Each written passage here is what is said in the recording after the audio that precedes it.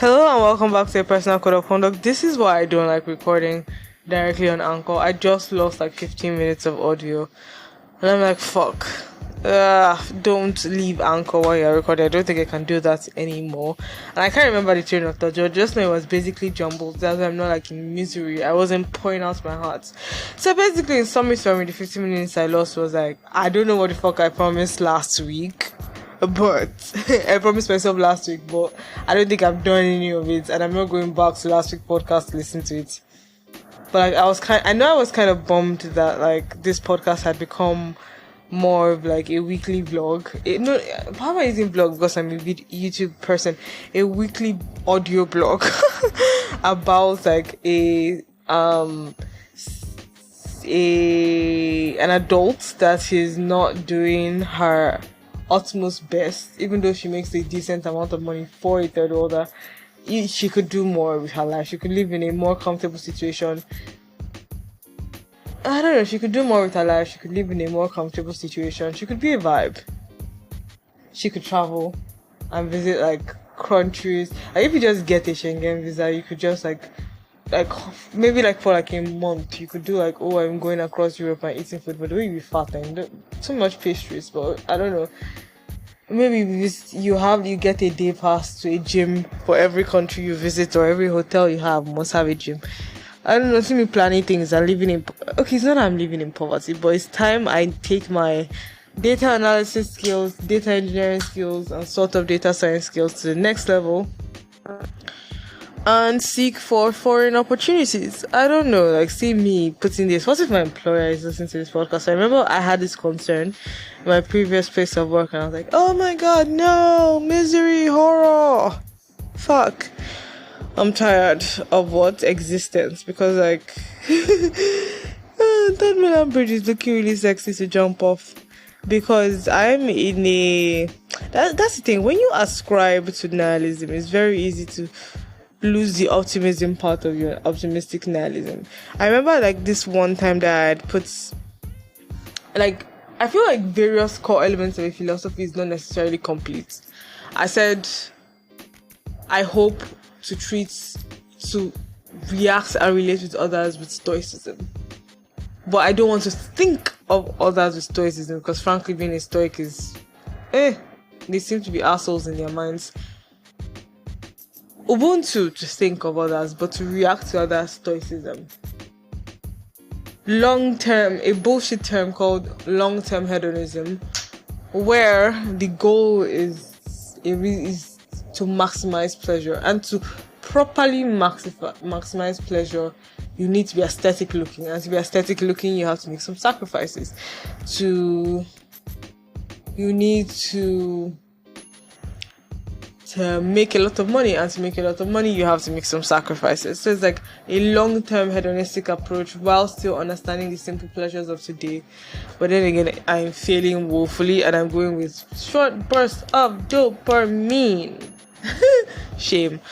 I'm trying to wait for my face to fully dry so I can put like, what they call that thing again, a face fill. I think I mentioned it in the previous recording that I lost, that Anchor made me lose. Voice protection and structure. I don't know, man. Look, it's another Monday. Monday is coming soon. It's going to be, oh, okay, this is how we're doing things. This is how stuff is going to happen. Yada, yada, yada. Everybody's going to exist, and we're all going to be fine. And I'm like, fuck. But like, I just have to survive for 2 mornings, and I will be fine. Monday, Tuesday, then my glorious Wednesday arrived, and I'll have to survive for another Tuesday, 2 days. And I'm like, I have been able to drone out days, but I need to be not necessarily productive. We're dedicating half of our day, because you have free time, right? Don't even deny it, you have free time. And it's like, I don't use that to press one, but like, and now that you no longer have that random 8-hour course, you can actively follow up on projects, decide to finish things, be an adult, yada yada yada. We're going to dedicate this week to course finishing and article writing. Then also work projects and following up with people and trying to complete a new project and doing things for the team and connecting things to live databases and creating a UAT. Of course, I need to create a UAT. I should do that. Then I should also, article writing, which is coding for that article, because I need to code for that article. Coding for that article, rereading and rereading, because I was trying to do like a personal puppy, but what the ChatGPT is writing so rigid English, and I was like, I don't want to sound stupid, but even though what I'm writing doesn't sound as refined, because I write like I'm speaking to somebody, which is very beautiful when I'm speaking, because I don't mean to hype myself, but like, I'm a vibe to be around in general. The people who like me. The people who don't like me are freaked the fuck out, like weirded out. But no, I don't think I've had anybody. I've had people being irritated with my presence, but hating me, then that's a strong word. Like, unless you have like particular self-esteem issues, yes, I'm going to be using, because I attended a random like organizational, one of those, we didn't want to pay for specific training, so we did like overall training, so we could say that we trained type of trainings.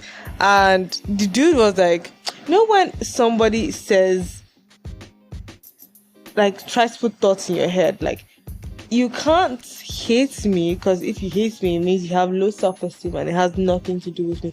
It is true, but I'm certain that this situation that you raise it in is similar, but it doesn't apply to this situation. You get, like, I'm getting scammed here. So it's like, I'm going to make you doubt yourself, even though this is a reasonable explanation to what is happening, but it is definitely not what is happening here. You see? Anyways, we'll be fine. But it is a reasonable explanation to what possibly happens and how those situations kind of happen. I don't know, man. But I have been vibing, I think, sort of. I've been existing, I have not been creating. I hope to create someday. But I hope to create. I have not been creating, but I've been vibing, existing, trying to live. Oh my god. And try to eat healthier and be on a diet. And not be on a diet, like deciding how I'm going to eat from now on, and decide. I just put that like voice diffuser on this thing. Like, I want to know if it makes a difference with the way it sounds. Does it make a difference? It probably does. I don't know, man. Let me go and put on my face mask. Then we'll talk about plans for the week. And I don't know, I think I said I was going to make this a story. Maybe I should make this the story. Let part 2 be a random short story. Probably. I don't know. I'm gonna put on the red face mask.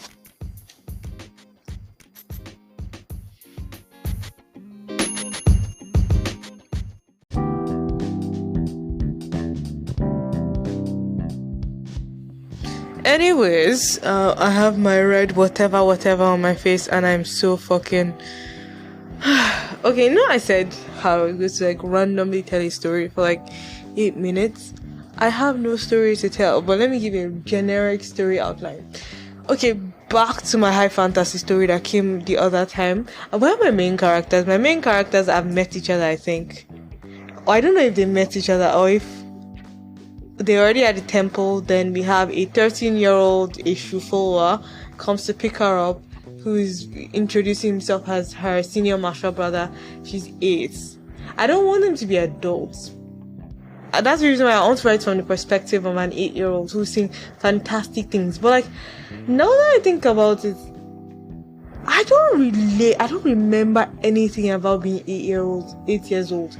Unless I think of it in terms of like, which class was I in when I was 8? Because I was like 9 in just 1, like first term. Then I was 8 in primary 5. I just remember studying, but I don't remember how my brain functioned, except the fact that I was an IT kid, and I want people to know that I was really good at math. I don't remember my thoughts, my processes. Like, I don't think I had any particular stand-up moments except like winning awards and winning this particular novel that was amazing. But it was a bit too mature for like an 8-year-old, but it was an amazing novel, very vivid. I used to have like a very vivid imagination. The only thing I can remember about being 8 is remembering a scene from a book I can't remember that I think it was a high-speed chase into a pond. So I remember like how my brain had crafted that pond and the car, because it was an 80s type car. So I was thinking like an older neighbor's Mercedes that he had. He had like an old school Mercedes that he loved so much. I would like uncover the top and drive around the estates.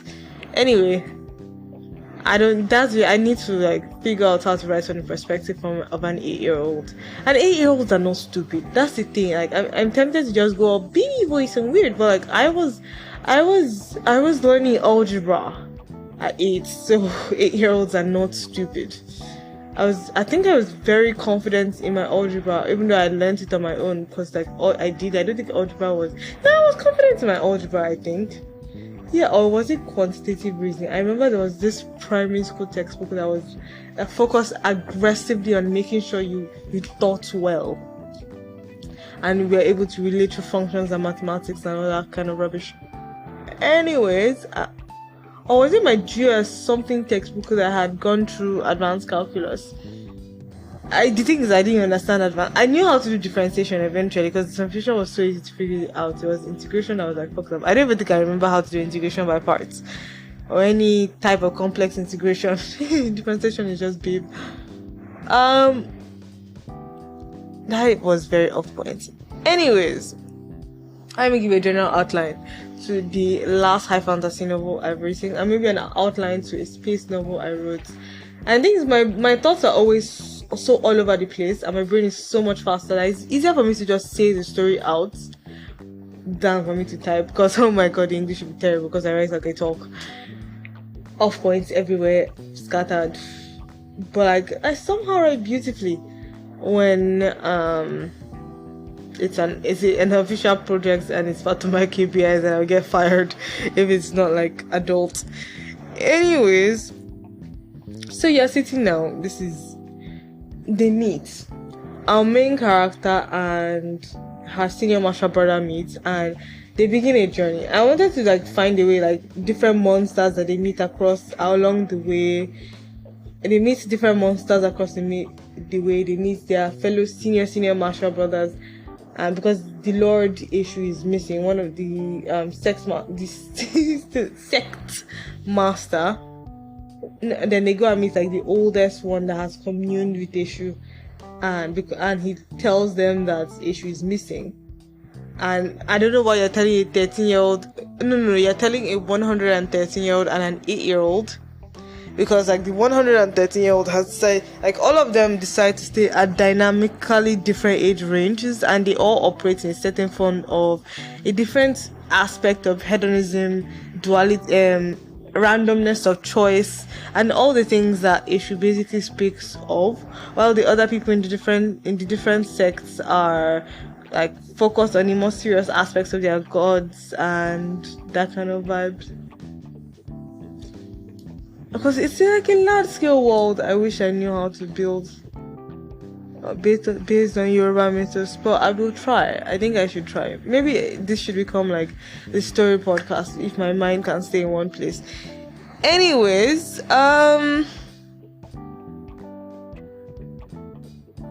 what was I saying? So they go on to meet various senior martial brothers. I don't know why you're telling an 8-year-old this and why an 8-year-old is the hero of the story, but it's an 8-year-old that is the hero of the story. And she's going to remain 8 for like 50. No, she's going to be 8. So this whole story will go all along in the span of 1 year, so that she can have an induction ceremony with Issue and become a proper acolyte of the red ones, or is it the black ones? I don't know what Issue's colors are. I'll figure it out. I'll Google it eventually. And we'll have cutscenes with gods where, because like in Yoruba mythology, they're not necessarily gods. They are, most of the Orishas are a mix of spirits who in some way are equal to man, but they have like equal intellect. They're not in any way Idumare, and they've ascended into gaining more power from Idumare that allows them to move into this earth. Or they're humans that gained great power and ascended. But Issue is not like Shango or Oya and like. I think he has always been a god, but he's not Ejimare, obviously. And Obatala, I think Obatala has always been a god. Ifa has always been a god. I'll do more research on the Yoruba mythos, but like most people follow relatable gods, relatable orishas, because they're not necessarily gods. They're not gods. They're just powerful beings that are interested in our world in a way that Edumare is not. Or maybe they are the will of Edumare. I don't know the context exactly.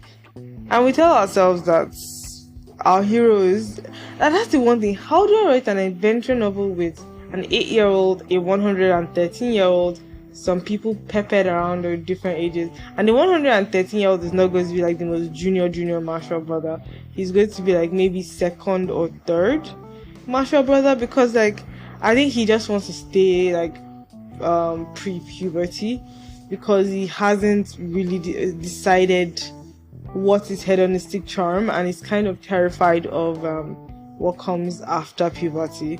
And so let's make him like look like a 10-year-old, but he's somebody who is adult in mind and structure, but wants to delay. And no, there is no romantic or love, because he definitely sees this is a child. This is honestly an 8-year-old who has been put into dangerous situations and is kind of learning magic and incantation and scarification and all sorts as an 8-year-old, even though it's normal in their world. I'm building, you can tell that I'm building a world in which the entire world is Yoruba.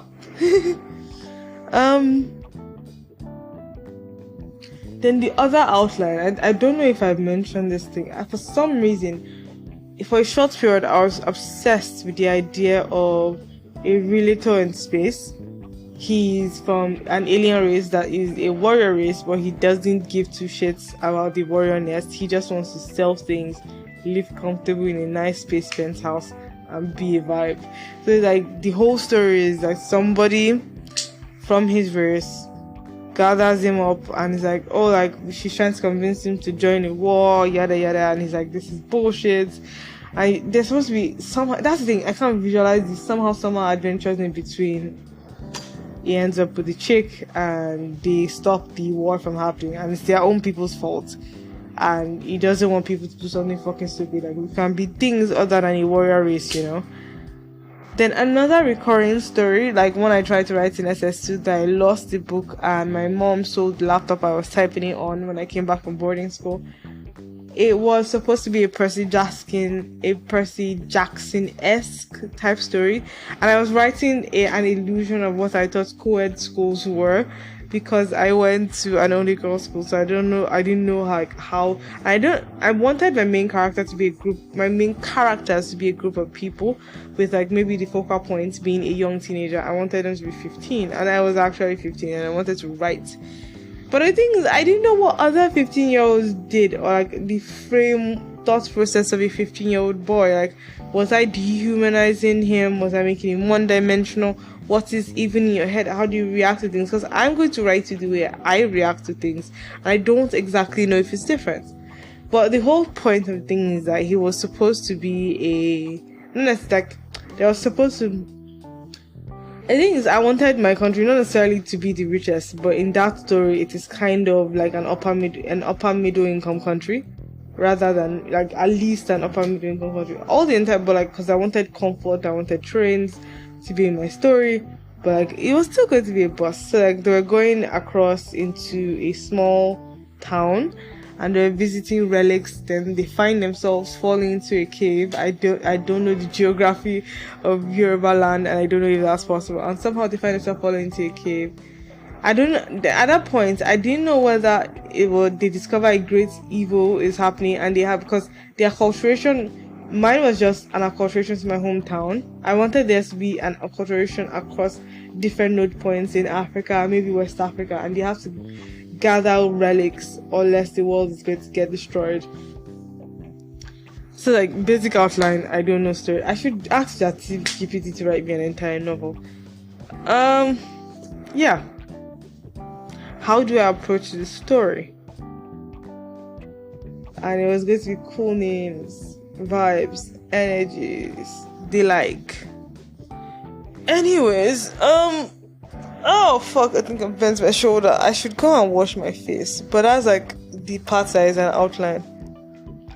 Then we're going to end with what the fuck is that you're going to do this week? This is a very trashy audio blog.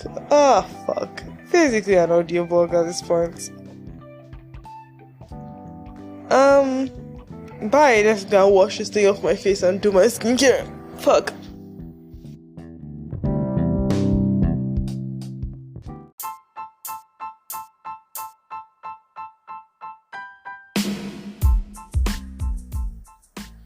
About next week, I basically said, the usual corporate stuff like, follow up, yada yada, be a better employee, all this kind of rubbish.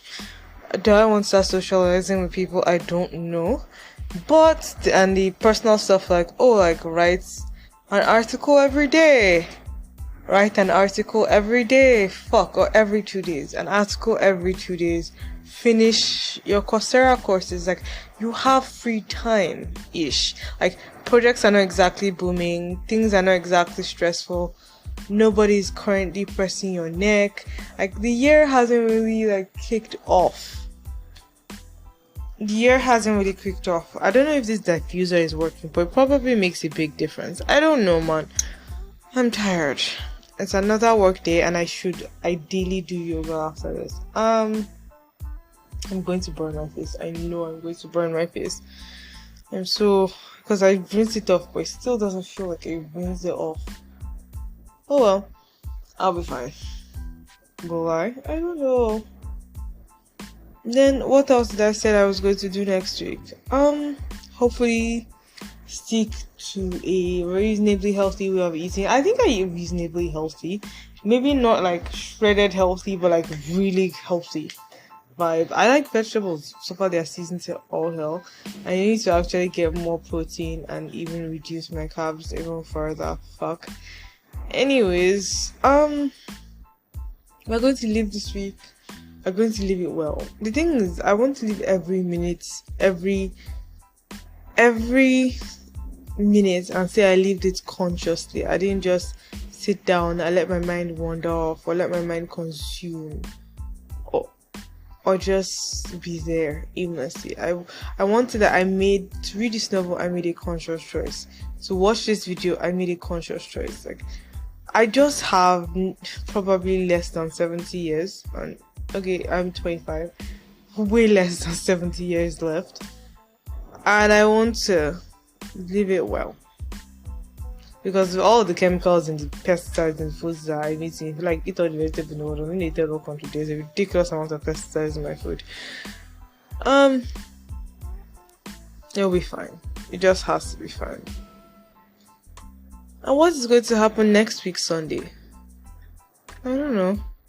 It's an audio blog at this point. We'll be fine. 25-year-old Daryl is figuring things out, and hopefully by this year she would have made a reasonable amount of money and will decide to use her passport several times before it expires next year. Yeah. And maybe have the balls to say that, you come with me on a vacation. It has been a personal code of conduct. Have a productive day. Fuck. Who goes around putting blogs, vlogs and audio blogs and thoughts? Who goes around with an audio journal on the internet? That is idiotic. But you do go around doing that. I'm just terrified that this will affect my future. What future is there to speak about? But we'll be fine. You don't just grind and do things every day. You have to decide critically and intentionally that this is how you want to live your life. I'm terrified, but I'll be fine. Because you just have to live one day at a time, because that's what life is, one day at a time. And you comfortably, hopefully, wake up dead and not be dead in a horrible accident or die of stroke or diabetes and all that weird shit that runs in your family. Or overwork. It has been a personal code of conduct. Have a productive week. Sorry for my rambling, but then again, I've moved this to the personal journal category and I'm terrified. Have I jabbered and said things that is going to get me fired and miserable? I don't fucking know. but I want to do well. And bye.